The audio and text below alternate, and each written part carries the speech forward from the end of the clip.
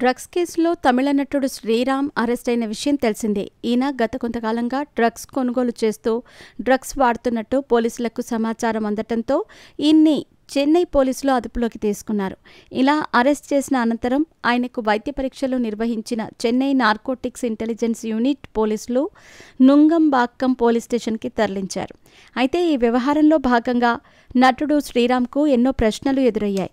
సుమారు 9 గంటల పాటు ఈయన్ని పోలీసులు విచారణ చేశారు. ఈ విచారణలో భాగంగా ఎన్నో విషయాలను పోలీసులు అడిగి తెలుసుకున్నారు. మాజీ ఏఐడీఎంకే నేత ప్రసాద్ నుంచి డ్రగ్స్ కొన్నట్లు ఆరోపణలు రావడంతో శ్రీరామ్తో పాటు మరో ఇద్దరిని పోలీసులు అరెస్టు చేశారు. ఈ విచారణ అనంతరం ఈయన్ని మెజిస్ట్రేట్ ముందు హాజరుపరచగా 14 రోజులు జ్యుడిషియల్ కస్టడీ విధిస్తున్నట్టు తీర్పు వెల్లడించారు. దీంతో జూలై 7వ తేదీ వరకు ఈయనకు రిమాండ్ విధించారు. ఇలా తనకు జైలు శిక్ష పడటంతో నటుడు శ్రీరామ్ బెయిల్ కావాలని కోర్టును ఆశ్రయించినట్టు తెలుస్తుంది. డ్రగ్స్ కేసులో భాగంగా అరెస్ట్ అయిన హీరో శ్రీరామ్ మొదటిసారి మీడియాతో మాట్లాడారు. తాను ఎలాంటి డ్రగ్స్ అమ్మలేదని, తనకు తెలిసిన వారి నుంచి మత్తు పదార్థాలను కొనుగోలు చేశానని తెలియచేశారు. ఇలా తను మత్తు పదార్థాలను కొనుగోలు చేయటం తప్పేనని, చేసిన తప్పును ఒప్పుకున్నారు. ఇక తనకు రిమాండ్ విధించటంపై ఈయన కోర్టును అభ్యర్థిస్తూ తనకు బెయిల్ మంజూరు చేయాలని కోరారు. ప్రస్తుతం తన బిడ్డ అనారోగ్య సమస్యలతో బాధపడుతున్నాడని, తనకు సంరక్షకుడిగా బిడ్డ బాధ్యత పూర్తిగా నాపై ఉందని, అందుకే తనకు బెయిల్ ఇవ్వాలని కోర్టును అభ్యర్థించారు.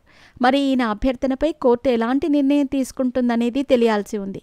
ఇక హీరో శ్రీరామ్తో పాటు మరికొంతమంది తమిళ హీరోలు కూడా డ్రగ్స్ వాడినట్టు తెలుస్తోంది.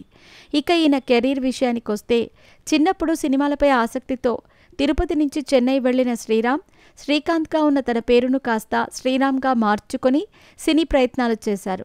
రోజా పూలు అనే సినిమాతో హీరోగా అవకాశం అందుకున్న శ్రీరామ్ ఒకరికొకరు సినిమాతో హీరోగా మంచి సక్సెస్ అందుకున్నారు. ఇలా పలు సినిమాల్లో నటిస్తున్న శ్రీరామ్ కొంతకాలం పాటు సినిమాలకు చిన్న బ్రేక్ ఇచ్చారు. అయితే ఇటీవల హరికథ అనే వెబ్ సిరీస్ ద్వారా తాజాగా ప్రేక్షకుల ముందుకు వచ్చారు. ఇలా తిరిగి కెరియర్పై ఫోకస్ పెట్టిన సమయంలోనే ఈయన డ్రగ్స్ కేసులో అరెస్ట్ కావడంతో ఈ విషయం కాస్త తెలుగు, తమిళ చిత్ర పరిశ్రమలో హాట్ టాపిక్గా మారింది.